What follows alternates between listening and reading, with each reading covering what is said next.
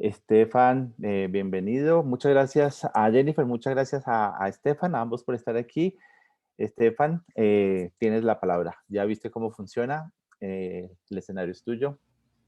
Bueno, muchísimas gracias y muy buenos días a todas y todos. También por mi parte, muchísimas gracias Axel por invitarme, por organizar ese curso y también a ti Jennifer por esa presentación que creo que fue, o sea, a mí yo aprendí muchísimo y supongo que todo el mundo que estaba acá presente también. Y de alguna manera también creo que con eso es como un punto. O sea, y lo último que mencionaste sobre las diferentes enfoques disciplinarias o también metodológicas, hasta cierto punto quizá también teóricas, que hay sobre el tema, yo voy a enfocarme más desde una perspectiva de economía política vinculado con ecología política y lo que quizá algunos o quizá incluso todos y todas de ustedes han visto ya en la parte, digamos, asincrónica de esa clase, que yo entiendo, o sea, yo voy a hablar sobre el tema del extractivismo, vinculándolo con lo que yo entiendo que lo que estamos viendo en Colombia, pero también en otras partes, sí es un extractivismo, pero creo que también deberíamos hablar de la renta y pensar en términos rentistas. Un punto que siempre o generalmente surge o genera más bien algo de debate es que yo, por ejemplo, no estoy tan seguro que Colombia es un país capitalista. Yo pienso que es más rentista y a lo mejor tampoco se puede decir que Colombia es capitalista o rentista, sino hay que ver en los diferentes lugares de Colombia. Quizá en algunos lugares o sea, vemos lógicas capitalistas muy fuertes, pero en otros tengo mis dudas. Sin embargo, lo que yo quisiera hacer hoy, o sea, esos son temas que seguramente vamos a tocar y me imagino, espero que también haya discusión, que haya tiempo al final, porque también suelo pensar que voy a dedicarme unos 20, 30 minutos de una presentación y después uno mira el reloj y ve que ya está casi por terminar. Y entonces para que haya también posibilidades de discutir, ¿no? Y de también tener otras opiniones, otros puntos de vista, por supuesto.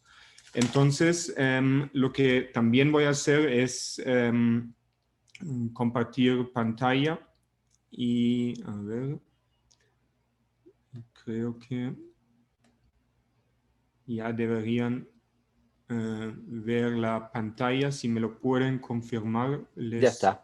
Ah, ok, perfecto. Ahorita solo el desafío de ponerlo en modo presentación.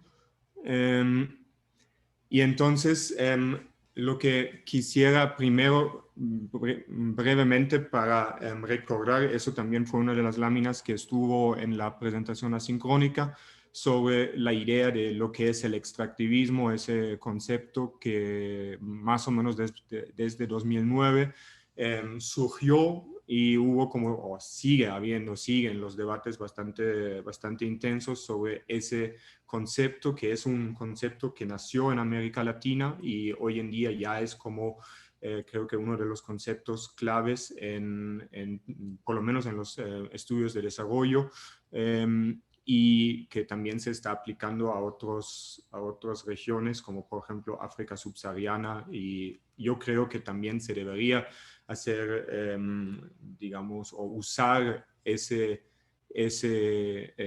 concepto, por ejemplo, para los países del Medio Oriente y de muchos otros países quizá. Sin embargo, allí con Maristela Swampa, y es una de las autoras más importantes en el debate sobre el extractivismo, más bien para recordar lo que vimos en la otra clase.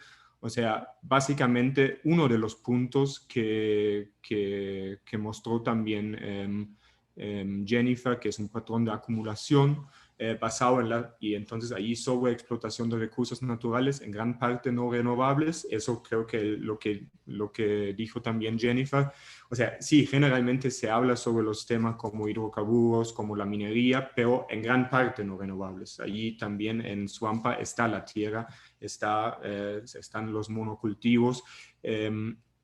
Y bueno, Suampa y su entorno también habla allí sobre, por ejemplo, o discute si se puede hablar sobre temas de la tierra urbana como forma de extractivismo. Y entonces también habla de las fronteras extractivistas hacia territorios antes considerados como improductivos. Eso, allí la idea de Suampa, y vinculado con eso, la tabla abajo de Gudinas es otra de las figuras claves en los debates sobre el extractivismo, donde creo que ya en la clase asincrónica hablaba sobre eso, que no todo proceso que implica extraer algo de la tierra es necesariamente un extractivismo, sino se trata de un volumen alto y una intensidad alta de la extracción y, según Gudinas y también muchos otros, pensando en la exportación. Y eso creo que también vimos en la presentación de Jennifer, que sí, o sea, puede servirnos para discutir el extractivismo en clave de relaciones norte-sur, que generalmente sí, eso es el patrón que los países del norte global, como Alemania, Estados Unidos, muchos otros, básicamente viven de los recursos naturales del sur global, y los países del sur, muchos, no todos, pero muchos de los países del sur podemos considerar como exportadores de naturaleza. Sin embargo, lo que allí falta es lo que vimos en la presentación anterior, que no necesariamente son, o sea, se trata de esa relación internacional, digamos, que también puede ser que son actores nacionales, que puede ser que es para incluso que producen para o extraen más bien para el mercado nacional, y entonces creo que las afectaciones a nivel local serán bastante similares, si no las mismas. Sin embargo, según esa idea, no sería extractivismo, lo que a mí me parece relativamente cuestionable, ¿no? Sin embargo, después creo que si pensamos o si tratamos de entender el extractivismo como un modelo de desarrollo, un modelo de sociedad, quizá también, basado en extracción y exportación de naturaleza, y además vemos esas inversiones en megaproyectos que pueden ser también los acaparamientos de la tierra, pueden ser también nuevos, o sea, la megaminería, puede ser el fracking, puede ser nuevos pozos petroleros, etcétera. Y entonces, pero desde mi punto de vista hay que verlo, y ahí insisto, no solamente como un modelo económico, sino sí un modelo de desarrollo, un modelo de sociedad.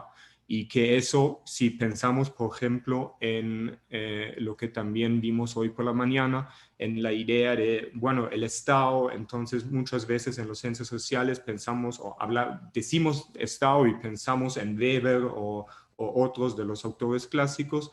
Y entonces, si vamos a la base empírica de Colombia, pero también de otros países, vemos que de alguna manera no funciona muy bien. O sea, parece que eso es lo que Weber tiene en mente como el ideal del Estado moderno, allí no hay. Entonces nos inventamos algunas categorías como un Estado fallido o algo, siempre pensando en los déficits, ¿no? O lo que también en otro, o sea, no es tanto con el Estado, pero entonces pensamos en eso, hay centro y periferia, hay un capitalismo periférico o algo así. Y allí diría, en primer lugar, con esa perspectiva, lo que siempre hacemos es teniendo el estándar, digamos, de lo que es el norte global. Eso es, o sea, tal como pensamos, porque tampoco siempre funciona así, pero como pensamos que funciona el Estado en Europa, en Estados Unidos, ese es el Estado. Y lo que no funciona así, entonces no es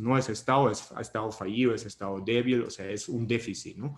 Mientras que, y lo mismo, lo que pensamos cómo funciona la economía, en Europa, Estados Unidos, etcétera. Entonces, eso es cómo debería funcionar la economía. Si no funciona así, entonces es una economía deformada, periférica, no sé qué.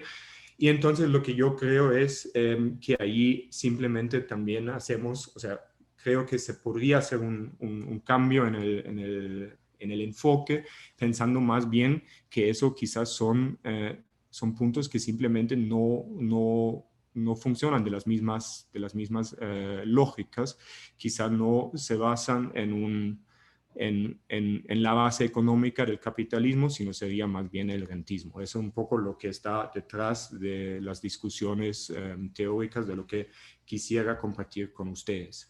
Sin embargo, como eso, o sea, hablamos más o queremos hablar de temas de Colombia, por supuesto, y del conflicto, y entonces, y la tesis que quisiera acá discutir con ustedes es que el extractivismo es algo que explica hasta cierto punto, o sea, no es el único factor, pero es uno de los factores que tenemos que tener en cuenta cuando queremos analizar las causas para el conflicto armado interno de Colombia, pero también, y eso es lo que quisiera hacer hoy, más que también tenemos que hablar sobre el modelo de desarrollo, sobre el extractivismo, cuando queremos también entender obstáculos para la construcción de una paz estable y duradera, una paz sostenible, si se quiere.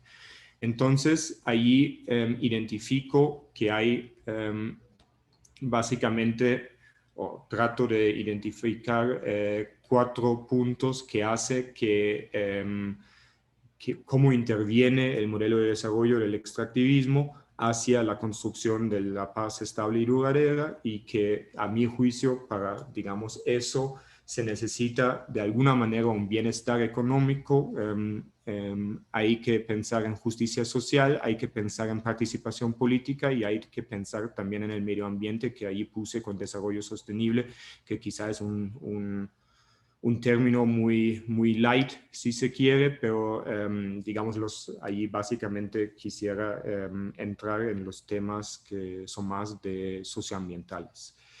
Y entonces, el primer punto sería el debate sobre el bienestar económico. Y entonces, generalmente, la idea es que se ve recursos naturales con la posibilidad de aumentar bienestar económico, ¿no? De aumentar bienestar económico para los países, o sea, países que tienen recursos naturales, generalmente se ve como sí, prósperos, o por lo menos teniendo la posibilidad. Sin embargo, creo que también hay que ver qué es lo que hace justamente ese modelo de desarrollo con las economías. Y entonces claramente allí se genera muchos ingresos, pero también la pregunta es quién gana y quién pierde, que creo que siempre es la pregunta central, no solamente en economía política. Entonces, lo que podemos ver si pensamos en Colombia, o sea, cómo funciona la economía, yo diría que es lo que ven allí son datos bastante recientes de la Banco de la República, y entonces ven la canasta de exportación de bienes de Colombia en la parte de la izquierda. Y lo que vemos es que básicamente ha cambiado desde los años 50 hasta más o menos hoy en día, pero también hay como cierta continuidad. O sea, lo que ha cambiado claramente, el café ya no tiene la importancia que tenía, ha aumentado lo que allí llaman mineras, que es como el extractivismo más clásico. Y si pensamos por lo menos desde los años 70, la parte de las exportaciones de industrias o manufacturas se ha estancado. Es más, o sea, en los últimos más o menos 20, 30 años ha bajado nuevamente. O sea, hay como un proceso de una reprimarización de la economía. Bueno, eso habría que discutir, habría que buscar otras cifras, pero por lo menos de las exportaciones. Y en buena medida creo que también podemos pensar que de la economía. Dentro de esa primarización, sí, ahí hubo cambios, hay como más importancia de minería, digamos, sigue el petróleo, pero también tenemos especialmente lo que ya se ha hablado de la palma africana, o sea, de monocultivos y de otros. Y allí supongo, eso la verdad que no lo tengo tan claro, pero estoy bastante seguro, que allí falta uno de los productos de exportación de Colombia, que es básicamente la coca, que generalmente por su carácter ilegal es un poco difícil decir cuánto será, pero digamos que si incluimos eso, seguramente sería también un factor que aumentaría los productos primarios. Eso por un lado.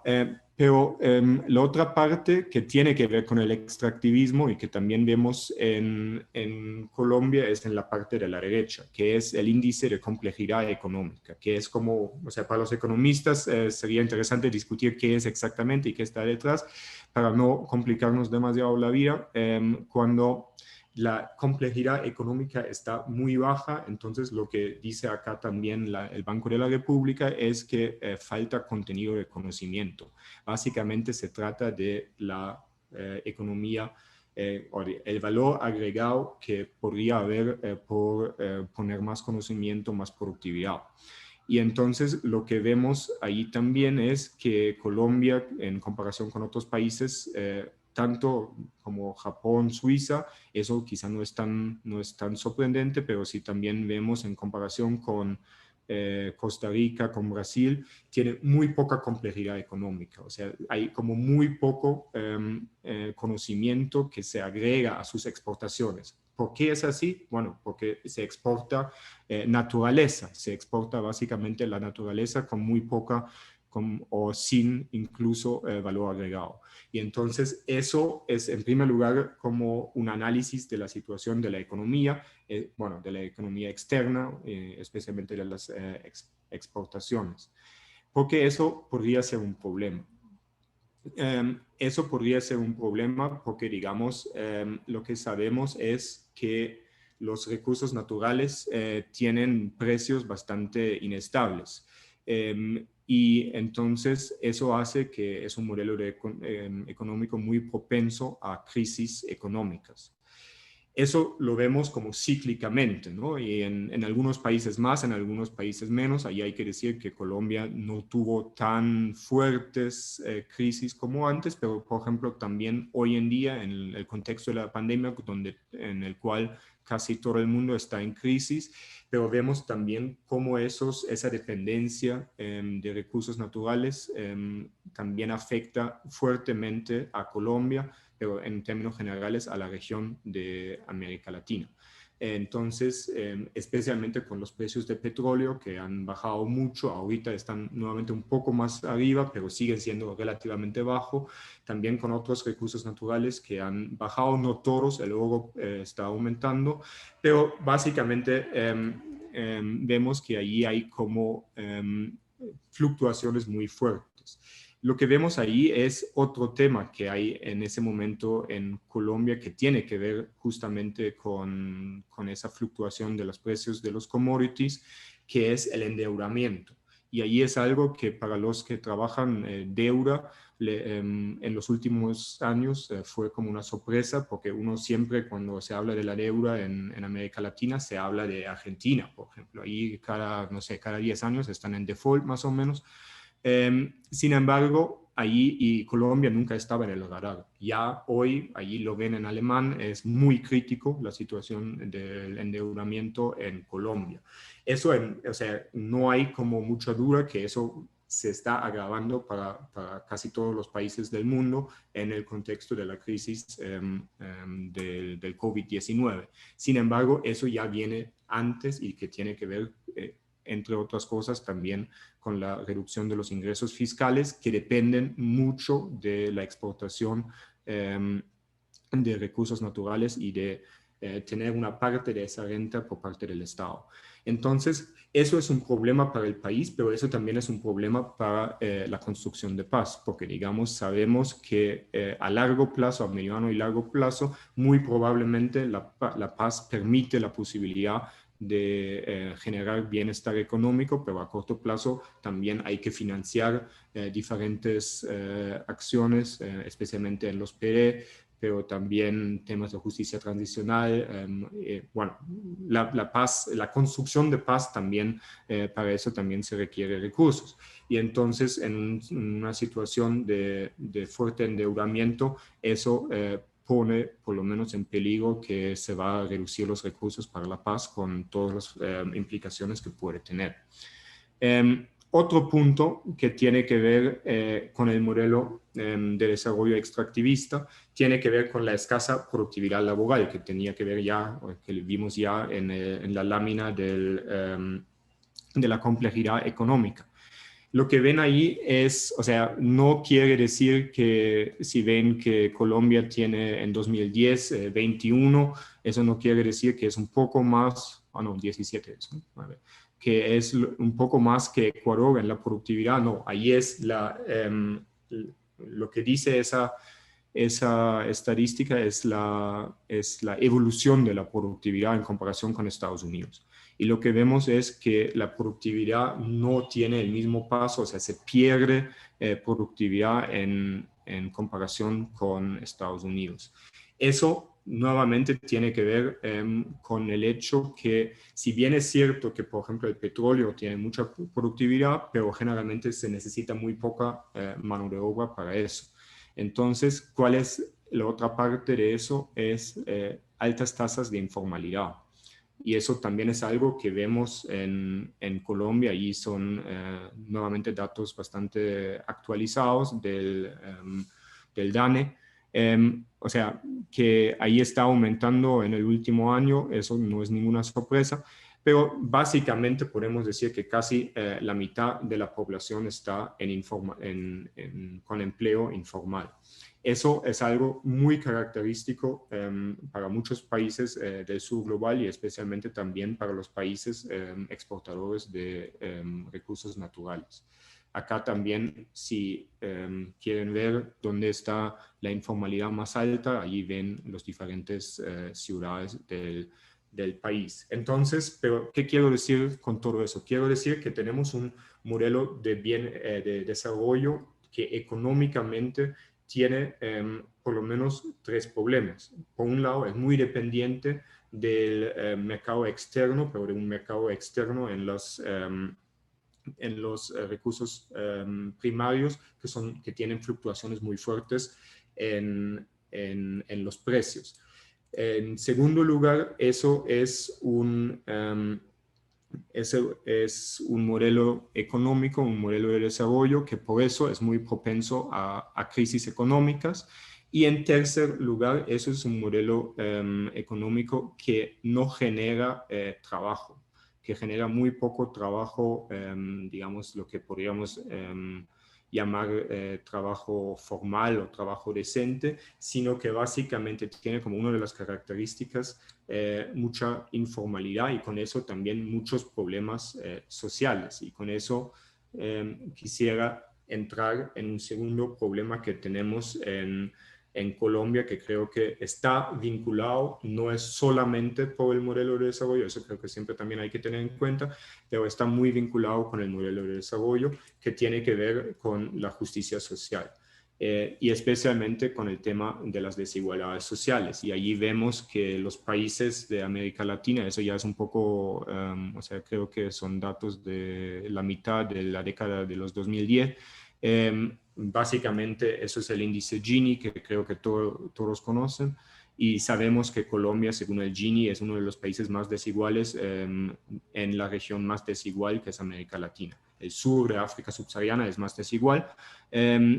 Sin embargo, digamos, allí quizá tampoco se trata de mirar el ranking como si fuese la Liga Colombiana del Fútbol, sino más bien tener eso como un primer panorama, una primera foto de lo que son las desigualdades y lo que es el problema de las desigualdades.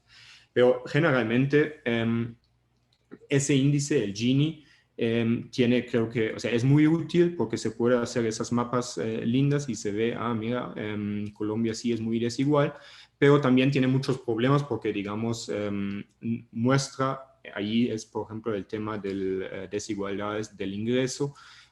No muestra otros tipos de desigualdades, también tiene la idea como si todo fuese lo mismo en Colombia, o sea, ese nacionalismo metodológico, y lo otro es que es básicamente la fotografía y no muestra dinámicas. Ahí hay como otro de Oxfam que vemos que Colombia no solamente es muy desigual, sino porque cuando hablamos de desigualdades, lo que muchas veces hacemos es mirar a los que no tienen, a la pobreza, a las personas, digamos, desfavorecidas, pero creo que uno de los problemas de las desigualdades también es la otra parte, la concentración de la riqueza, la concentración de la tierra, lo que vimos también hoy por la mañana. Y allí ven, según esos datos, esos de Oxfam, pero viene de World Top Income Database, donde Colombia es el país que más, o donde la concentración del ingreso del 1% más rico es más alto. O sea, sí es desigual y también tenemos unas élites muy pudientes, o sea, que concentran muchos ingresos y que también concentran mucha tierra. Allí en comparación con otros países latinoamericanos, también Colombia está como puntero de esa estadística de la concentración de la tierra, nuevamente con el 1% que siempre hace Oxfam. Sin embargo, después tenemos otros factores que podemos ver en las desigualdades. Allí ven la mapa de Colombia y sus departamentos, y allí cada departamento, o sea, allí lo que ven es el Gini departamental, o sea, qué tan desigual son los diferentes departamentos. Ahí lo que no me interesa tanto es ver si, por ejemplo, el Cauca es más desigual que Cundinamarca. Lo que a mí me interesa acá son esos departamentos que quedan en blanco, departamentos para los cuales no hay datos. Entonces, eso es, creo que casi un tercio de los departamentos colombianos por los cuales, según esas estadísticas de DANE, no hay datos. Entonces, ¿qué quiere decir eso? Eso quiere decir que allí el Estado tiene como una base de datos muy débil. Y no es casualidad que son departamentos que podríamos quizá llamar históricamente olvidados o marginalizados, quizá más bien. Y ahí nuevamente está la pregunta. ¿El Estado no está, es un Estado débil o simplemente no le interesa? Simplemente no le interesa tener allí la base o esos datos. Lo que sí, sin duda, podemos ver es si no hay datos de eso, tampoco va a haber muchos otros datos, mucha otra presencialidad de instituciones del Estado que lo pueda hacer fuerte. Pero la pregunta, vuelvo y digo, no es, es si eso es un problema que el Estado no puede o quizás simplemente no le interesa, no quiere. Y por último, también otra estadística para ver esas desigualdades sociales es que hay como una fuerte falta de movilidad social. O sea, ya sabemos que Colombia, tal como otros países latinoamericanos, son muy desiguales. Pero uno podría decir, bueno, eso sí es cierto, pero otra pregunta es si yo como persona o como familia puedo salir por ejemplo, de la pobreza, y gracias al estudio, gracias al esfuerzo, gracias a lo que sea, puedo tener una vida mejor. Y según la OCDE, la respuesta es no.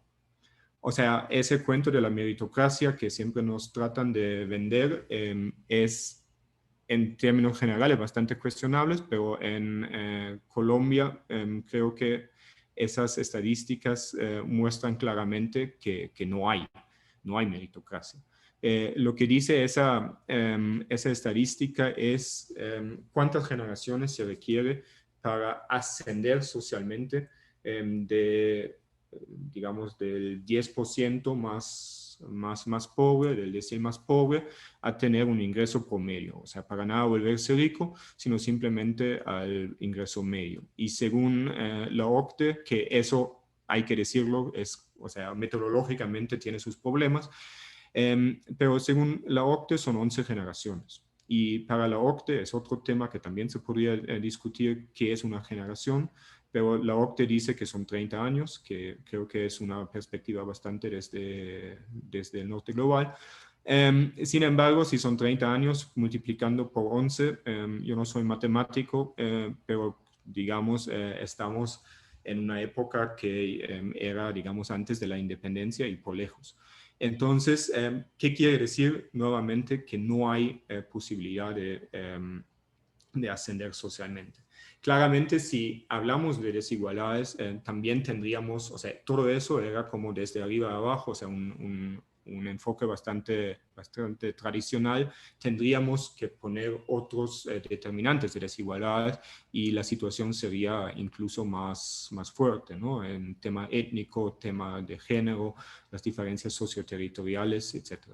Entonces, nuevamente, ese que tiene que ver con el modelo de desarrollo. A mi juicio tiene que ver en este sentido que se trata de ver quiénes pueden beneficiarse. Quienes pueden beneficiarse de la renta de la tierra puede ser a través del acaparamiento de la tierra, puede ser a través de cómo distribuye el Estado, por ejemplo, la renta petrolera, la renta también de la mina, lo que tiene de la minería. Porque si ustedes ven la dependencia que tiene el Estado de recursos naturales también es muy alto. Y entonces allí un factor importante de ver quiénes ganan y quiénes no ganan tiene el Estado a través de diferentes mecanismos, que puede ser el tema de distribuir o simplemente hacer una distribución regresiva a través del sistema tributario, que puede ser también a través de a quienes se benefician, quienes tienen contratos, quienes pueden tener posibilidades de acceder a los recursos del Estado, pero también tiene que ver con la forma como, por ejemplo, se regulariza o no se regulariza la tierra. Entonces, si eso es cierto, entonces la pregunta que sigue es, bueno, sabemos que es un país desigual, que hay muy poca movilidad social, entonces, ¿por qué eso puede ser un problema? Y creo que hay varias razones por las cuales puede ser un problema. Puede ser un problema para el país y puede ser un problema para construir una paz estable y duradera en Colombia. Por un lado, podríamos decir que eso es injusto. Yo creo que es injusto, pero puede ser que ustedes dicen, no, es muy justo. Entonces yo no me quiero quedar en eso. O sea, si hablamos de lo que es justo, seguramente vamos a tener muy diferentes ideas sobre lo que es justo en la distribución de ingreso, de la tierra, de la fortuna, de muchas diferentes cosas. Uno podría decir que es un argumento económico y eso creo que ya sería como otro punto que el argumento que se está discutiendo incluso en organizaciones como el FMI, el Banco Mundial, que no son necesariamente la vanguardia del socialismo, ellos dicen que, algunos, ¿no? Hay que decir que algunos, no es necesariamente la opinión líder en esas instituciones, pero allí se dan discusiones y hay como las posiciones que argumentan que las desigualdades sociales perjudican el bienestar y el crecimiento económico y la reducción de la pobreza. ¿Por qué? Bueno, entre otros, porque esas desigualdades sociales hacen que una buena parte de la población simplemente, en primer lugar, no tiene posibilidades en cuanto a capital humano, o sea, en la perspectiva bastante neoliberal hablando, en educación, en salud, pero también que muchos tienen, o sea, pueden emplear trabajo informal para cosas, digamos, que es el servicio doméstico, es siempre como el ejemplo más claro, que tiene una productividad laboral muy baja, pero gracias a las desigualdades sociales, mucha gente tiene digamos, de la clase media tiene los medios para emplear ese trabajo muy poco productivo. Y entonces ese trabajo no se utiliza para otras cosas que serían más productivos. Sin embargo, lo que a mí me interesa es el argumento político. En primer lugar, el argumento que las desigualdades sociales perjudican el funcionamiento de la democracia. Allí, porque si hablamos de desigualdades sociales, tenemos que hablar de desigualdades en las relaciones de poder. También se podría decir que, si bien es cierto que no es lo único, pero las desigualdades también hacen, o digamos, implican que corrupción y especialmente clientelismo puede prosperar más, y también que las desigualdades sociales, y ese es el punto clave, perjudican la paz. Y ahí estamos nuevamente en los debates que mencionaba Jennifer al inicio, de Collier-Höfler, que dicen que las causas de las guerras civiles es básicamente por codicia, o sea, por unos insurgentes que lo único que quieren es quedarse, digamos, con la plata, con la renta, de hecho, de los recursos naturales, y es cierto, ellos hablan básicamente de petróleo, de minería, de diamantes también. Quizá algunos de ustedes conocen esa película Diamantes de Sangre con Leonardo DiCaprio. Eso es básicamente la versión de Hollywood de esa teoría. Pero también creo que, y eso es algo que también es parte de las críticas hacia esa posición, es que allí se pierde totalmente que hay otro tipo de razones que tienen que ver con lo que otros llaman agravio, o sea, que tienen que ver con razones sociales. Además, vemos cómo, por ejemplo, justamente la necesidad de muchas personas también hace que ellos, o sea, en el reclutamiento de los grupos al margen de la ley, también tiene que ver eso, ¿no? Que en primer lugar hay mucha necesidad y al otro lado también quizá la certeza que a través de otras formas como de trabajo es muy difícil mejorar las condiciones de vida. Entonces ahí también hay como cosas como las desigualdades pueden perjudicar la paz. Y por último, nuevamente también el tema de las relaciones de poder, de tener grupos sociales, económicos muy poderosos que quizá tampoco tienen interés en hacer las transformaciones necesarias para llegar a una sociedad que realmente pueda llegar a la paz. Y allí también estamos en un tercer punto que tiene que ver con la participación política. Quiero dejarlo relativamente breve porque creo que lo que siempre pasa, ya hablo mucho. Por un lado, la participación política, claramente la participación política es más que votar. Pero lo que también vemos es que incluso en los procesos electorales, bueno, también en otros procesos, pero digamos lo que es el temor que en ese contexto de las elecciones vamos a tener nuevamente un aumento de la violencia. Entonces, y podemos decir que vivimos, si es que se puede hablar de la paz, vivimos una paz bastante violenta. Ese no es solamente, pero también está vinculado con economías ilegales. Allí con la coca, por ejemplo, donde hay coca, pero no solamente donde está la coca, sino también donde están los corredores, vemos que ahí hay también mucha violencia contra líderes, contra defensores de derechos humanos, también contra excombatientes. También lo podríamos ver relacionado con minería ilegal, pero también lo podemos ver relacionado, eso creo que también es algo que ya vimos en la clase asincrónica, donde vemos que en los conflictos en torno a proyectos extractivistas, en los proyectos en torno, por ejemplo, a la minería, pero también en contextos donde se trata del uso de la tierra, donde se trata del acaparamiento de la tierra.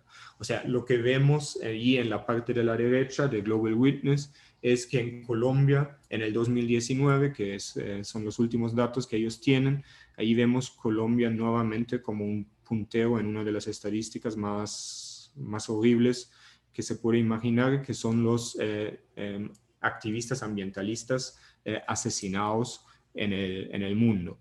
Y entonces eso, allí vemos cómo ese proyecto, o sea, muchos de esos activistas ambientalistas justamente trabajan en contra de los proyectos del extractivismo, ¿no? Y si pensamos también en ampliándolo en líderes sociales, en defensores de derechos humanos, sabemos que allí también hay muchos que, por ejemplo, quizá no es exactamente por el ambientalismo, sino allí podría ser también por cuáles son las consecuencias de eso, que tiene que ver nuevamente con desigualdades, con ponerse en contra del poder local. Y entonces allí vemos cómo el extractivismo también está vinculado con formas violentas de hacer la política. Y eso solamente es digamos, es una parte, ¿no?, de la violencia, el tema de los asesinatos, lo más horrible, pero también sabemos que las amenazas, los desplazamientos, a esas personas, a los líderes y sus familias, es como un punto que en esas estadísticas, cuando hablamos de los asesinatos, nunca está, pero que también es un punto central. Y por último, al tema de lo medioambiental. Entonces, lo que creo que se podría decir es que el medio ambiente sí fue una víctima del conflicto armado, con los daños socioambientales de la guerra y también de su financiación. Y con eso no quiero decir que eso fue la causa de la guerra, pero sí la financiación fue en buena medida también a través de, por ejemplo, sí, cultivos de coca y también minería ilegal. Y entonces creo que un punto central, lo que vemos actualmente, es que ese tema del medio ambiente está, por ejemplo, incluso en las instituciones de justicia transicional, como el caso 2 de la JEP, y eso es algo que creo que también hay que decir que es un avance bastante fuerte a nivel internacional.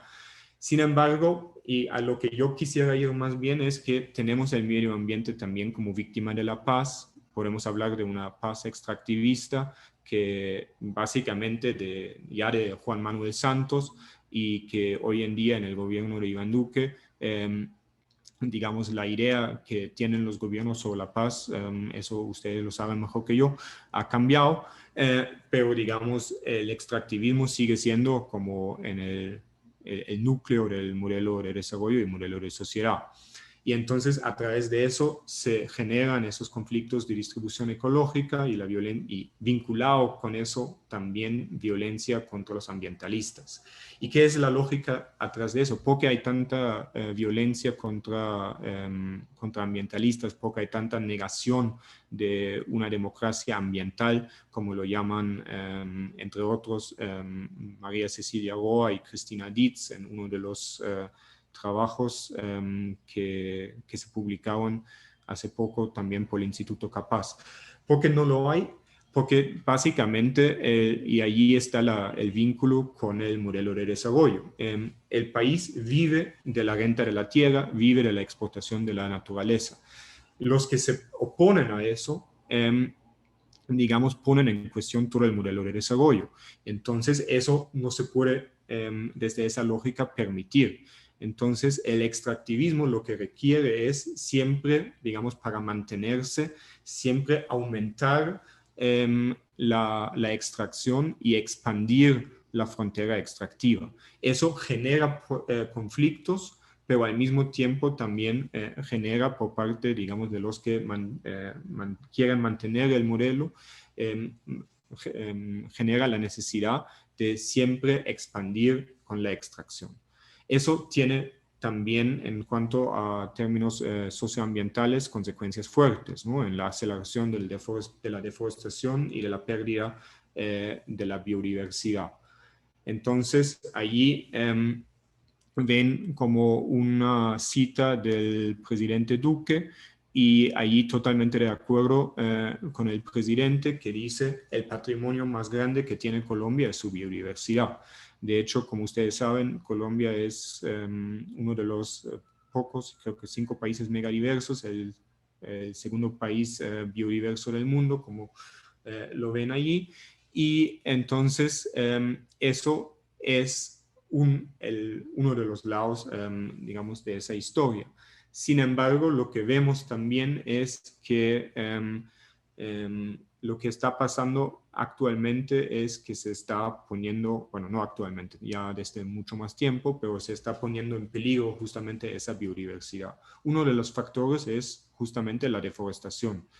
Y allí en la parte de la izquierda ven cómo la deforestación ha aumentado, digamos, en el proceso de paz.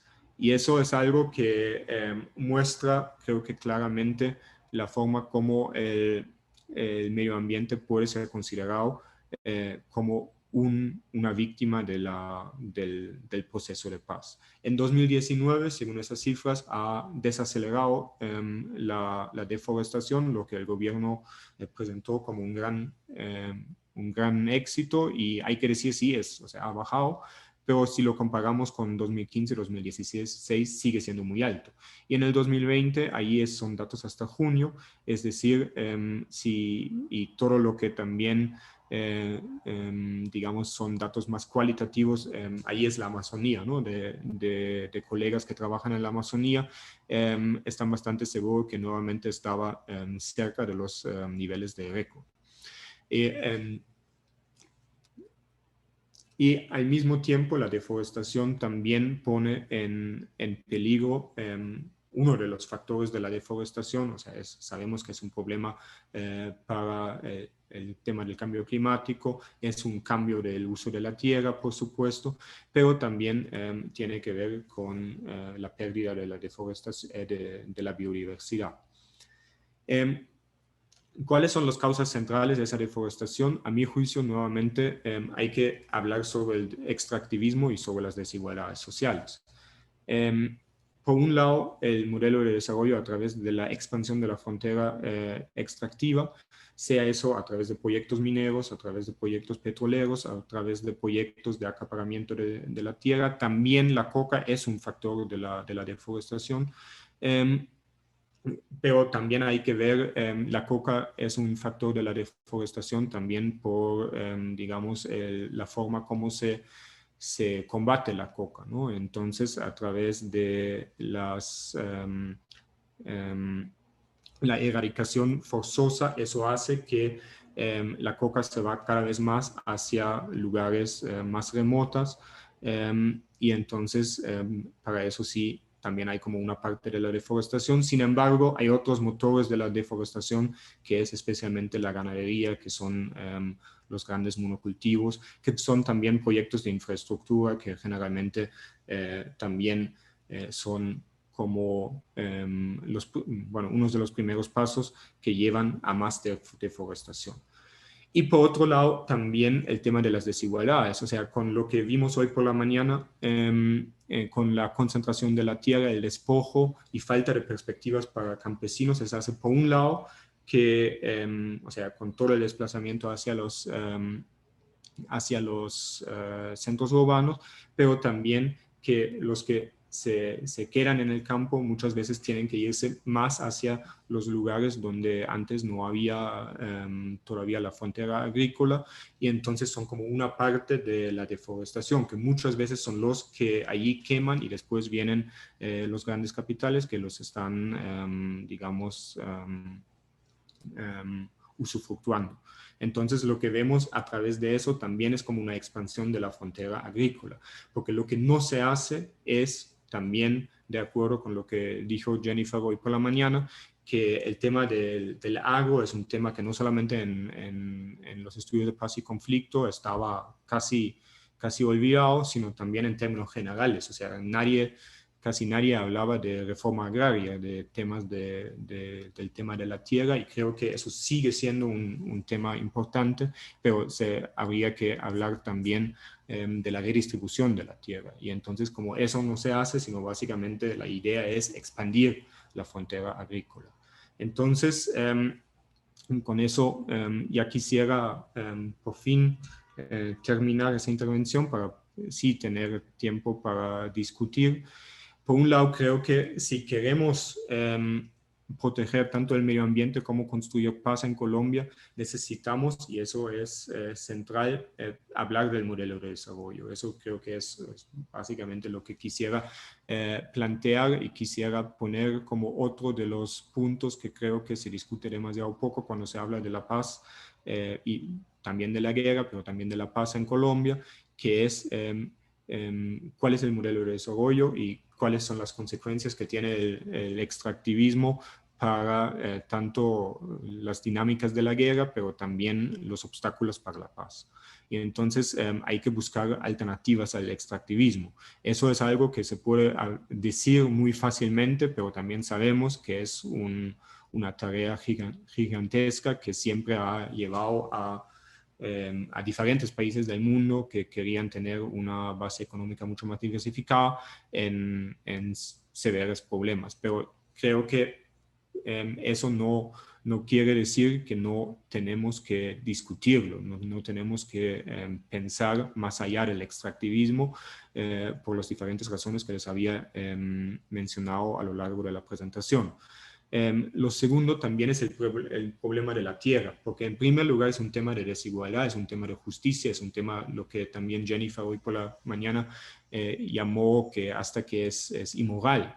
Pero también es un tema que tiene que ver con, especialmente cuando hablamos de la ganadería, sí es un problema para el cambio climático, pero también es un problema para la productividad de la tierra y de la sostenibilidad del modelo. Si se sigue tal como se está planteándolo en ese momento, eso lleva no solamente a la expansión de la frontera extractivista, sino también de la frontera agrícola. Y un último punto que creo que también es importante es replantear el tema de los cultivos ilícitos. Entonces, en los cultivos ilícitos, lo que ellos sí, eso es como un punto que siempre quisiera hacer mucho énfasis, es parte del extractivismo y es parte del rentismo. Y a través del tema de la ilegalidad hay como una renta muy alta que se puede generar a través de los cultivos ilícitos y del narcotráfico. También es cierto que de esa cadena solamente una parte se queda en Colombia. Sin embargo, allí sí se queda una parte, o sea, es un factor para la economía colombiana. Y entonces lo que vemos es que en la guerra contra las drogas, que ya tiene como varias décadas, ha fracasado creo que desde todos los puntos de vista, o sea, tanto en los países consumidores, hay como cada vez más, o digamos, el problema de las drogas ilegalizadas o ilegales, como ustedes quieran, sigue, o sea, no se puede a través de la prohibición, o no se ha logrado por lo menos, logra resolver el problema, y al mismo tiempo también vemos que en los países del sur, o sea, en Colombia, también si hablamos de México, del tránsito, pero también en Asia Central, en Afganistán, o sea, siguen siendo, digamos, esas economías en torno a los cultivos ilícitos, y muchas veces también vinculado con eso violencia. Sin embargo, eso no es una ley que cultivos ilícitos siempre están vinculados con violencia muy fuerte. O sea, vemos que por lo menos en la forma como se está presentando en Colombia. Si, por ejemplo, miramos a Perú, a Bolivia, donde también hay coca, allí no se genera esas mismas dinámicas. Y al mismo tiempo creo que, pero más allá de eso, creo que hay que repensar la guerra contra las drogas, que sería en Colombia claramente apostar por generar otras alternativas, y al nivel internacional creo que ese es un debate que nadie quiere o que nadie de los gobiernos quiere escuchar, pero creo que también tenemos que hablar de cómo salir del factor ilegal de esos cultivos ilícitos, porque de allí viene una buena parte de la renta extraordinaria que se genera ahí. Y si uno quiere replantear también la guerra contra las drogas en esas formas, o sea, por un lado, generar posibilidades sociales, posibilidades para los campesinos por un lado, pero eso por sí solo no va a ser suficiente, sino también hay que llevar el tema al nivel internacional. Bueno, y con eso quisiera, sí, terminar y a ver si hay como comentarios, críticas, preguntas o otras intervenciones por parte de ustedes. Muchas gracias, Estefan. Carolina, ¿tiene la mano levantada?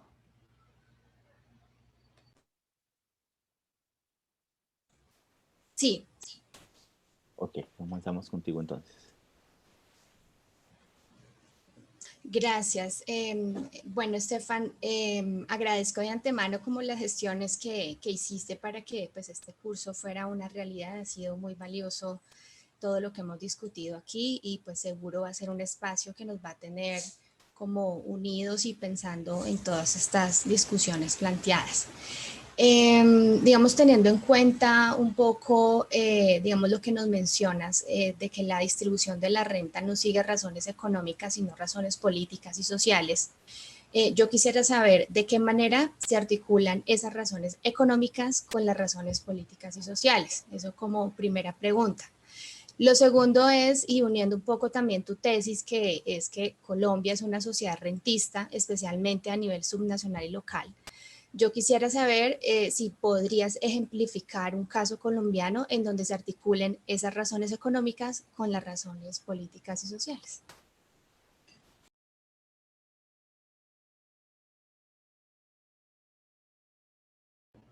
Sí, muchas gracias. Ok. No, solamente te iba a decir que si quieres, puedes ir individualmente o puedes recoger varias de las preguntas. Lo que a ustedes les parece mejor. O sea, hay como creo que dos más, quizá, sí, los dos y después. Vale, entonces Marcia. Bueno, muchas gracias, profesor, por su intervención. Pues yo más que una pregunta tengo un comentario. Primero agradecerle a los dos profesores que estuvieron el día de hoy. Esas posibilidades, esas miradas son necesarias, y solamente el comentario frente a la intervención y a lo que leí es la necesidad de empezar a pensarnos distinto, ¿no? Y en ese sentido la ecología política es fundamental. Los escritos de Enrique Left, por ejemplo, al respecto también nos dicen mucho de cómo transformar no solamente nominalmente, sino en nuestras acciones, esas miradas frente a lo medioambiental, no desde los recursos como susceptible de ser siempre extraído, manipulado, afectado, sino desde una mirada distinta. Entonces, solamente quería pues agradecerle por esta posibilidad que nos brinda. En la intervención que realizó a través del video también nos dejó elementos importantes frente a esta mirada de la ecología política, y solamente es un comentario entonces al respecto, agradecerle a usted. Gracias, Marcia. Vamos entonces con Jennifer. Cerramos con estas primeras tres y luego seguimos con la siguiente tanda, que ya hay otras manos ahí levantadas. Bueno, buenas tardes al profesor. Muchas gracias por la exposición. Bueno, mi pregunta va un poco dirigida hacia, bueno, el profesor plantea que el medio ambiente, pues en este proceso de transición y que estamos del posacuerdos al posconflicto, puede verse pues como una víctima, ¿no? Porque se pueden acelerar los procesos extractivos, de ampliaciones de la frontera agrícola y todas estas cuestiones. Pero en lo que el profesor mencionaba, que Colombia pues era un país rentista y esto, y también que mencionó un poco al autor Collier, pues digamos que se ha evidenciado en la literatura que pues los grupos armados insurgentes que todavía persisten en el país han logrado también extraer las rentas derivadas de los procesos extractivos, no solamente del oro, sino también del carbón, del petróleo por parte de las regalías que llegan a algunos municipios y departamentos. Entonces, pues digamos que ahí hay un entramado bastante complejo, ¿no? Porque ellos no solamente logran obtener rentas de la extracción minera por una vía coercitiva, ¿no? Sino también pues por las alianzas o las mafias que se forman en las localidades distintas del país. Pero entonces me pregunto yo si podría haber, digamos, como una salida a un mediano plazo, no sé, unos 8 o 10 años, y cuál sería la mejor. Si por el lado de mejorar, no sé, las formas en las cuales bueno, bueno, las leyes por las cuales medían la extracción de recursos y la distribución de las rentas de esos recursos, si más iría por el cambio de modelo económico, o si más el papel estaría un poco más en empujar más desde la sociedad civil. Entonces, no sabría cuál sería como la forma o la mejor forma para dirimir un poco esa situación en la que el medio ambiente no solamente puede ser una víctima en el desacuerdo, como usted lo mencionaba, sino también que sigue siendo una fuente de financiación muy fuerte para los grupos insurgentes. Bueno, eso era. Muchas gracias. Gracias, Jennifer. Estefan. Sí, muchas gracias y digamos intervenciones o preguntas grandes y complejas, especialmente la última siempre es la pregunta del millón, qué hacer, y generalmente uno se queda casi mudo. Pero quizá primero con lo de Carolina. Entonces, allí el punto básicamente, lo que yo defiendo es que digamos, el capitalismo básicamente funciona a través de la valorización del valor a través del trabajo. Eso es como casi un marxismo vulgar, pero creo que es como uno de los puntos como podemos entender, sin entrar en mucha discusión sobre lo que es el capitalismo, ese modelo económico. Entonces, ¿qué es la diferencia con el rentismo? 50% de la población simplemente no trabaja o sea, es en la informalidad. Eso es muy poco de valorización del valor a través del trabajo. Eso es como un primer punto. Un segundo punto es de dónde viene, digamos, entonces, de dónde vienen los ingresos. Es la valorización de la naturaleza. Es la explotación de la naturaleza. No solo, y por eso Colombia no es un caso tan claro que, por ejemplo, los países hasta hace unos años hubiera dicho Venezuela. Venezuela, digamos, como casi ya no exportan o extraen petróleo, ha cambiado un poco. Creo que son otro tipo de rentismo que hay allí. Pero que, digamos, Colombia no es tan claro, ¿no? Porque también hay como un proceso, digamos, hubo un proceso de industrialización relativamente fuerte que ha bajado, pero, digamos, sigue ese tema de la exportación de la naturaleza. Lo que viene allí, según, y esto es algo que es bastante heterodoxo, según esa idea se podría decir que vienen flujos ¿cómo se llama eso en español? Del Mehrwert, de la plusvalía que se genera por ejemplo, en Europa, en Estados Unidos, que lleva a través de la renta hacia Colombia. Pero allí la pregunta es, en primer lugar, la pregunta es quién se puede apropiar de esa renta. Y allí eso lo vinculo con lo que dijo Jennifer, con el tema de los grupos armados. Allí creo que está la pugna entre diferentes grupos armados, quizá también el Estado, quién se puede apropiar esa renta, digamos, de la tierra. Y cómo se puede. Allí en Colombia eso funciona muchas veces a través de factores violentos. Y los que pueden apropiarse, que a veces son grupos al margen de la ley, también es el Estado, a veces es totalmente legal, ¿no?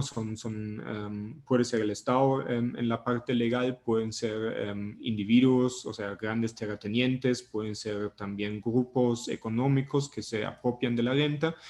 Entonces, en primer lugar, hay que decir que en cada proceso donde hay renta, o sea, en cada minería, en cada petróleo, en cada monocultivo, no 100% de los ingresos es renta, no. O sea, ahí hay lo que es clásica, o sea, se necesita inversión, se necesita trabajo y para eso hay otro tipo de ingresos que pueden ser el sueldo, que pueden ser, bueno, el ingreso de la inversión. Pero hay también una renta y esa renta que eso lo tienen los que se logran apropiarla simplemente por ser dueño de la tierra, cómo llegaron a ser dueños de la tierra, por ejemplo, en cuanto a los monocultivos, lo vimos ya en la primera presentación. Pero ya que son dueños de la tierra, entonces reciben como una parte de la renta. Sí, eso también puede ser, o sea, eso en la renta agrícola. Si es petróleo, generalmente es el Estado, ¿no? Que es el dueño de lo que es en el subsuelo. Y esos ingresos lo pueden distribuir. Lo pueden distribuir de forma o según criterios sociales o políticos. O sea, ¿cuáles son esos criterios? Puede ser que yo uso esos ingresos beneficiando a mis familias, a mis amigos, al mismo grupo social. Puede ser que lo hago a personas que necesito para mantenerme políticamente fuerte, clientelismo, por ejemplo. Corrupción también puede ser. Entonces, eso básicamente la lógica detrás de lo que es el rentismo, ¿no? ¿Dónde se ve eso en Colombia? Creo que en muchas partes. Creo que se lo ve claramente en las zonas de Putumayo, digamos, donde hay tanto coca como petróleo. Allí creo que alguien en el chat también habla de Cauca, Nariño, a lugares de valores más pequeños. Yo quisiera poner otro ejemplo, el ejemplo de la ganadería. O no solamente de la ganadería, sino de las grandes terratenientes. Creo que ustedes dicen gamonales, ¿no? Entonces, lo que vemos allí es muchas veces es no solamente tener, o sea, la tierra para tenerla con mucha productividad, sino básicamente la tierra como representación del poder. O sea, yo pongo el ejemplo clásico que yo pongo 7, 8 vacas ahí para mostrarle al gobierno que eso es tierra productiva, pero sabemos que ahí no, la producción no es lo que se necesita. O sea, eso es un punto que creo que en una lógica capitalista no entraría. Es básicamente más una lógica rentista donde yo tengo tierra que es poder político, pero que no lo uso económicamente. No sé si eso más o menos sería como un ejemplo que responde a la pregunta. Sí, muchas gracias. Gracias, Estefan. Perdón, y lo de Jennifer, lo que se puede hacer. Sí, o sea, ya adelanté que la respuesta es difícil. Y es básicamente lo que siempre se pregunta, ¿no? ¿Cómo se puede salir del extractivismo? Creo que, si te entendí bien, la pregunta era más vinculada a qué se puede hacer para que los grupos armados, al margen de la ley, no se pueden quedar con la renta y entonces de esa manera debilitarles. Sí, eso... ahí creo que nuevamente está la pregunta, en primer lugar, o sea, hay que distinguir mucho entre lo que son los cultivos ilícitos, lo que es la minería, lo que son otras formas. Yo creo que de alguna manera va de la mano con salir o generar alternativas al extractivismo en términos generales. Porque creo que por un lado tenemos la pregunta ¿quién se puede apropiar? Pero por otro es la pregunta, bueno, ¿hay esa renta o no la hay? ¿O qué importancia tiene o qué alternativas también hay? Y eso creo que son dos discusiones distintas. Lo primero de quién puede apropiarse, claro, o sea, la cosa sería que la legalidad se imponga. Pero ahí nuevamente estamos en la pregunta si eso realmente siempre es una pregunta, si el Estado no puede hacerlo o no tiene mucho interés, porque quizá también hay o sea, y el Estado nuevamente también ver que el Estado no es monolítico, que es como muy diferente, el Estado, la institucionalidad estatal al nivel local, creo que allí habría que mirarlo mucho más detalladamente, pero yo supongo pero tengo que admitir sin haberlo estudiado detalladamente, pero supongo que allí no es siempre el hecho que no se quiere, sino no se puede, perdón, sino que también quizá hay intereses que vinculan el Estado con los grupos o con algunos que se benefician allí de forma ilícitamente. Y lo otro, ¿cómo salir de eso? Bueno, ahí eso es como la otra gran pregunta que siempre se repite. Yo creo que hay como ciertos puntos que sí son claves. Uno es, o sea, en cuanto a la gran concentración de la tierra con unas vacas que muestran productividad, impuesto a la tierra.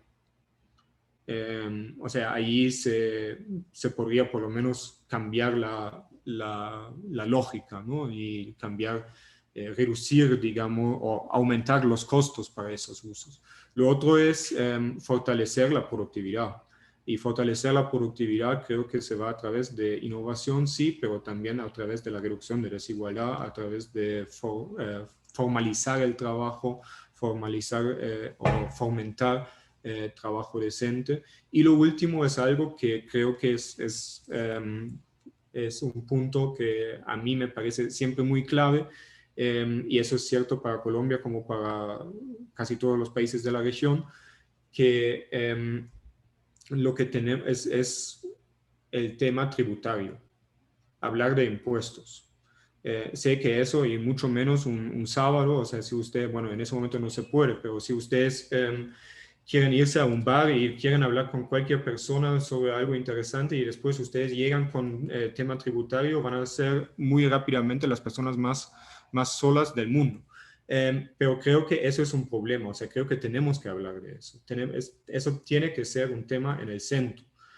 ¿Por qué? Porque lo que pasa es que el Estado genera ciertos ingresos a través de los impuestos, pero generalmente a través de, por ejemplo, del IVA, o sea, impuestos indirectos, y no tanto a los impuestos que son más directos. Impuesto puede ser a la tierra, puede ser a la riqueza, puede ser a los ingresos altos, y no es que no haya esa estructura, pero también hay como muchas formas como se puede evadir tanto lícita como ilícitamente.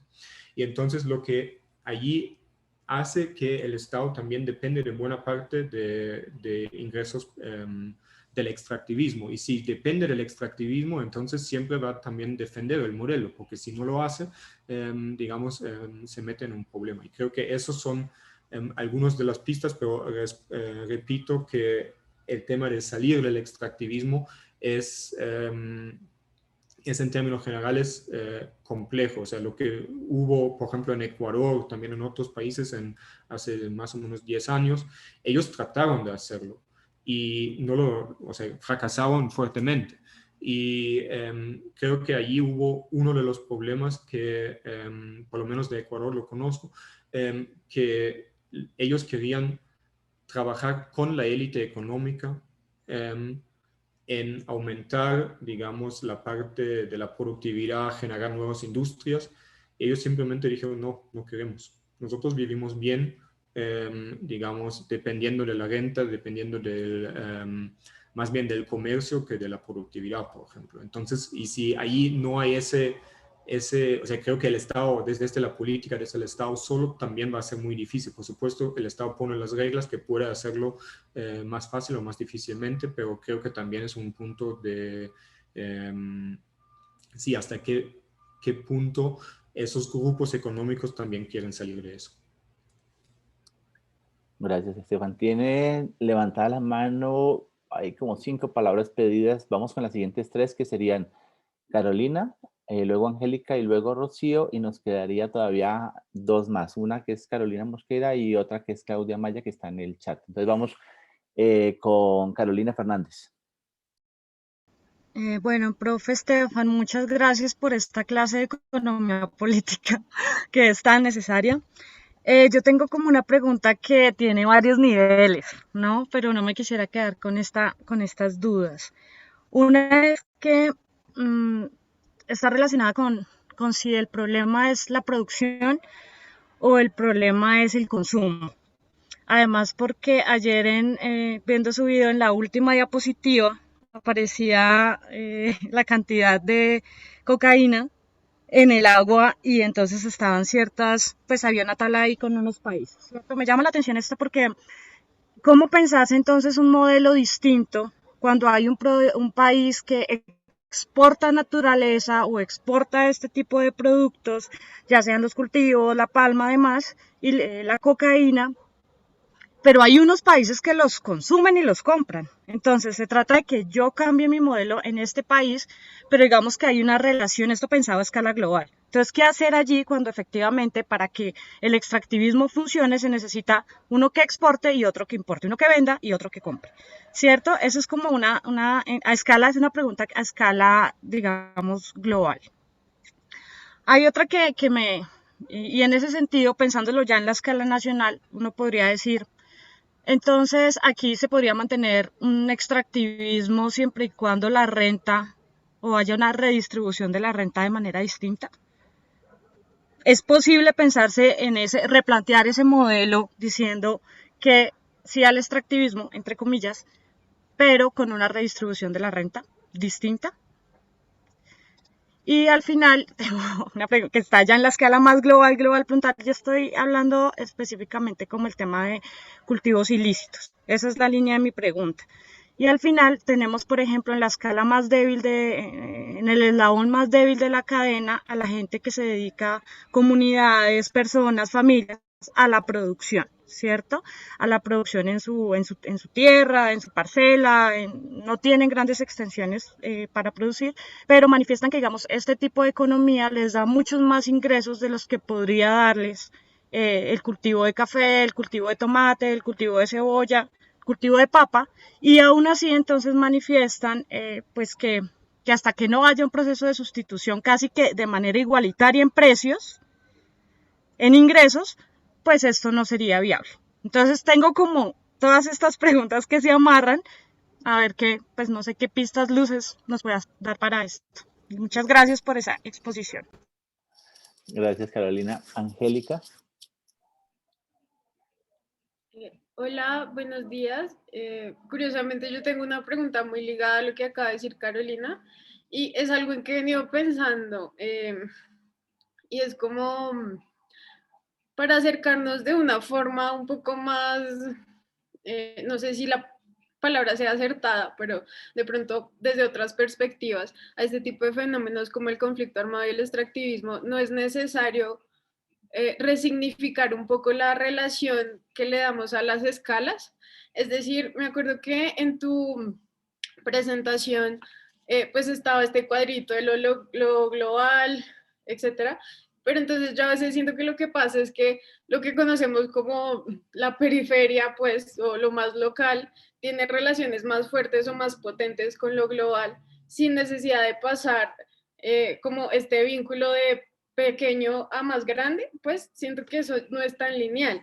Pero entonces todavía no lo he resuelto bien y quería saber como tú qué pistas nos puedes dar al respecto, porque siento que si uno empieza a tomar esas relaciones como sin dar tanta preponderancia al centro, eh, por decirlo así, al Estado central colombiano, por traerlo a términos reales, de pronto uno puede dar luces sobre otros temas, otras formas de entender estos ciclos de lo global a lo local, a la periferia de lo local, ¿no? Y no sé si esto también se relaciona un poco con lo que tú planteas de la economía rentista, porque pues normalmente a partir de lo que conocemos como capitalismo es que se cimientan o se potencia esa forma de entender como la periferia y después va a lo otro un poquito más grande y después lo local. Y pues ya, gracias. Gracias, Angélica. Y cerramos con Rocío.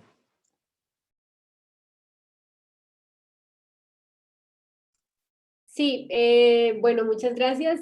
Pues muchas gracias, profe. Quedé pensando como en varias cosas, pero justo pues algo de lo que usted mencionaba hace un momento del tema también de, bueno, qué ha pasado con otros gobiernos alternativos que han intentado salir también de este modelo de desarrollo.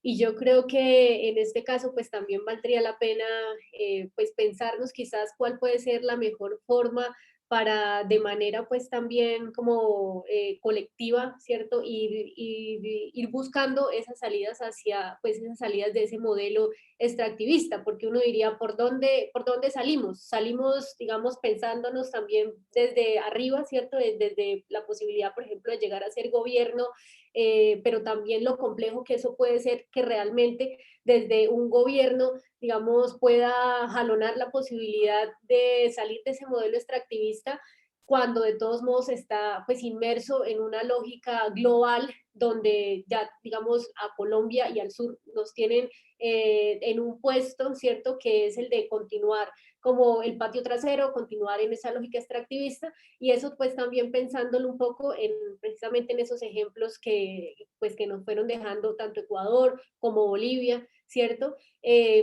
Digamos, pensando en ese sentido. Y por el otro lado, también pues como lo que mencionaba ahorita una de las compañeras, y es como de todos modos desde, digámoslo así, desde las comunidades, pero también desde diferentes propuestas alternativas ambientalistas, pues hay una defensa férrea de los territorios, una defensa y una lucha también por la protección de esos ecosistemas, y yo le agregaría pues como digamos a esa lucha también de los ambientalistas y de las comunidades, que pues por un lado contamos con una constitución que de todos modos se puede considerar que es ambientalista, pero además contamos con un respaldo muy fuerte de la Corte Constitucional en el sentido y de manera un poco más reciente en este periodo de pues también de unos fallos que tienen pues una protección específica a ecosistemas. Entonces la protección del páramo de Pisba, de la región amazónica, de la protección del río Atrato, del río Magdalena, ¿cierto? Digamos que hay toda una posibilidad, sin embargo, lo cierto es que también le faltan dientes a este tipo de órdenes, y sobre todo pues lo que falta también es voluntad política. Entonces, digamos, pensando en esto, también creo que habría que mirar pues cómo también seguir pues protegiendo mecanismos de participación que hay, pero también la posibilidad de que este tipo de, pues, de mandatos se puedan cumplir, porque también creo que, digamos, precisamente le apuntan a la protección de los territorios. Entonces, digamos, creo que eso es importante también en términos de poder como ir contrarrestando desde, digamos, desde abajo y en la práctica, pues, el modelo económico extractivista. Eso sería. Gracias. Bueno, Estefan, tienes la palabra. Sí, a ver, o sea, quizá empezando con lo de Carolina, con el consumo, que también está vinculado, creo que con algunos de las otras intervenciones.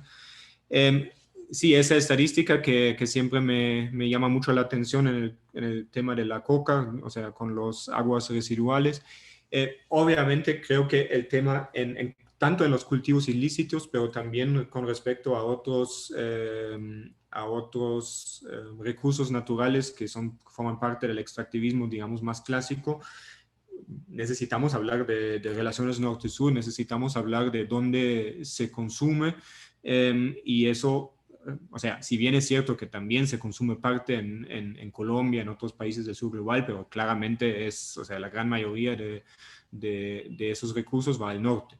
Y entonces, en cuanto a los cultivos ilícitos, eso era mi punto que quería poner muy al final, es que se puede hacer muchas cosas acá en Colombia en cuanto a combatir los cultivos ilícitos, pero creo que si al nivel internacional no entendemos, y entiendo que los gobiernos del norte global y también otros no quieren entenderlo, que la guerra contra las drogas ha fracasado, que o sea, que la prohibición ha fracasado, que esa prohibición es lo que hace también daño, a mi juicio, en Europa, porque digamos en los consumidores, eso también en Estados Unidos, por supuesto, también les pone a los consumidores o puede ponerlos en digamos, círculos muy difíciles, tanto la ilegalidad, pero después también, o sea, yo pienso desde una perspectiva de salud pública, simplemente hay que decir que es una enfermedad, punto. Pero al mismo tiempo sacar esas rentas extraordinarias que se puede a través de la ilegalidad. Y eso creo que allí habría que, si realmente uno quiere resolver el problema, hay que hay que empezar allá.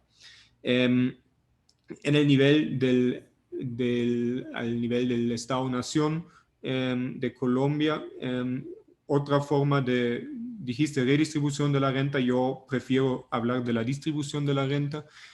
Sí, por supuesto, o sea, la cosa es, o sea, por un lado, creo que el extractivismo tiene problemas que no se puede resolver, que tiene que ver básicamente con los problemas socioambientales, también con problemas económicos y la forma como eso es muy propenso a las crisis. Pero las desigualdades sociales, eso no es ninguna ley natural. O sea, allí se puede, si la distribución de la renta depende de la voluntad política, entonces lo puedo distribuir de una u otra forma. Y de hecho, si miramos a diferentes países, no en todos que viven de, por ejemplo, la renta petrolera, las desigualdades sociales no son en todos los países las mismas.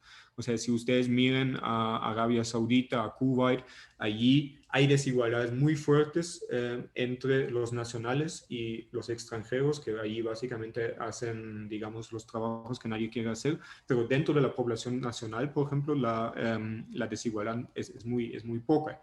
¿Eso es mejor o peor? No, seguramente no es mejor, pero digamos, o yo qué sé, pero la forma como se distribuye no es ninguna ley natural, eso es voluntad política, creo.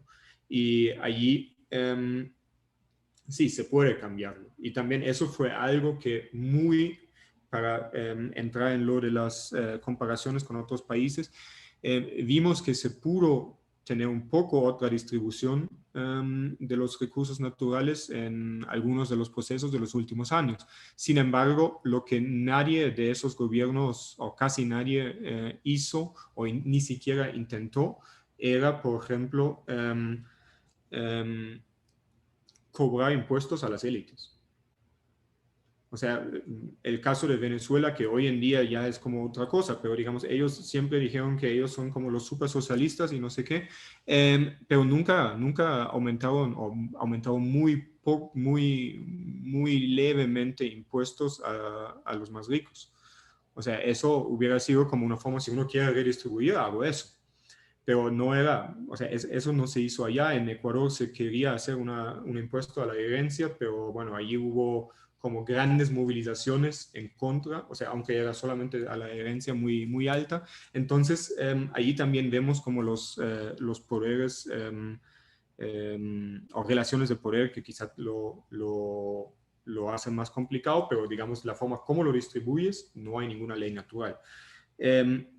En cuanto a la producción local y digamos lo que dijiste sobre los campesinos que digamos dicen, bueno, con la coca, o sea, ellos son los que de toda la renta que hay reciben como los migajas, ¿no? Sin embargo, parece que sigue siendo más que lo que pueden. Creo que también hay que discutir, creo que hay ciertos... o sea, a través de, por ejemplo, el comercio justo y tener más valor agregado, ahí puede haber algunas posibilidades, pero creo que eso es justamente la apuesta, es la otra parte de la apuesta, si queremos combatir los cultivos ilícitos. O sea, creo que sin plantearlo al nivel internacional, o replantear la política contra las drogas ilegales o legalizadas, no se va a poder. Pero al nivel local también, o sea, si a través de lo que se puede ganar con tomate, con cebolla, con lo que sea, no se puede generar los ingresos que permiten un bienestar, digamos, una vida digna para la familia. Entonces, si no es la coca, será otra cosa. O por lo menos o sea, creo que el problema es realmente que se tiene como esa situación tan marginalizada de los campesinos con tan poco acceso a educación, a salud. O sea, lo típico que también está ahí, que los campesinos que producen o que cultivan la coca muestran eso y dicen, mira, eso para mí es educación.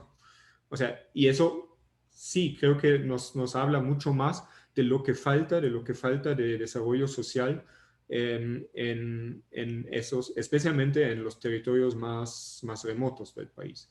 Y creo que eso también son cosas que es parte, o sea, si queremos combatir esas economías ilegales, tenemos que combatirlo con inversión social, con desarrollo social. Sin eso no va a funcionar. En cuanto a las diferentes escalas, o sea, claramente que no siempre tiene que pasar por el nivel nacional necesariamente, ¿no? Y eso era como también más bien como una forma, creo que en la presentación que hice, si mal no me acuerdo, o sea, es más como un esquema para ver que en los diferentes lugares siempre hay algunos que se benefician, otros que quizá más bien pierden. Y no es necesariamente que de lo local va a quizá la forma como lo presenté en ese triángulo estaba o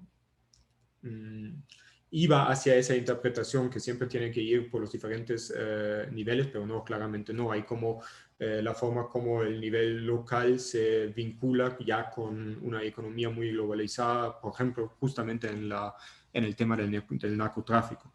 Y lo último, digamos, en lo de Rocío, creo que fue también sobre los diferentes gobiernos, pero también las leyes, los derechos que hay en Colombia, en otros países también, ¿no? Los derechos de la naturaleza.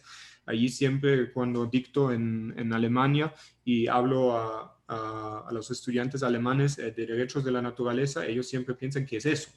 O sea, no se conoce. Ahí hay como realmente como una forma de innovación que viene de América Latina, claramente. Eso, pero también sabemos que lo que está en las leyes y lo que está en la práctica puede ser algo bastante diferente, pero sin embargo creo que eso ya son como los primeros pasos, o sea que esos son procesos que tardan seguramente también. Y allí creo que quizá nuevamente al primer punto de las relaciones norte-sur, lo que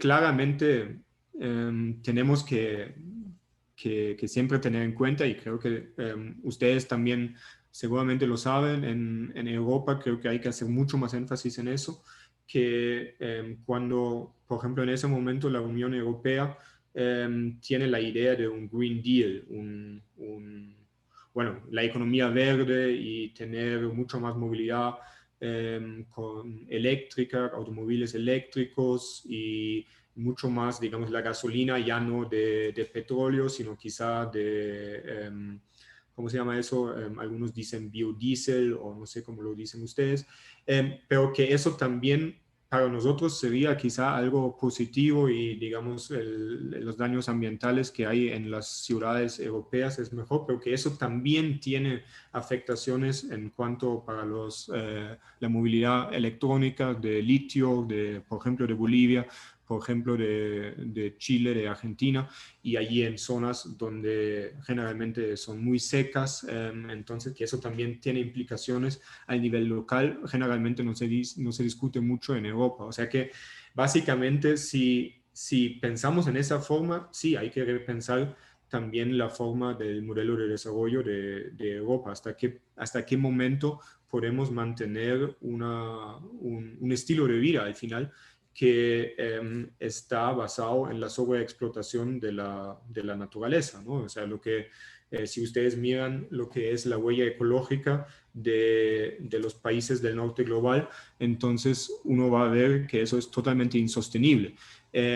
Sin embargo, allí también tenemos el problema o sea, siempre en esas estadísticas está la huella digital, no sé, de Estados Unidos, de Alemania, de otros países, pero allí detrás de eso también son muchas desigualdades. O sea, una persona que vive con salario mínimo en Alemania no va a tener una huella ecológica muy, muy, muy grande.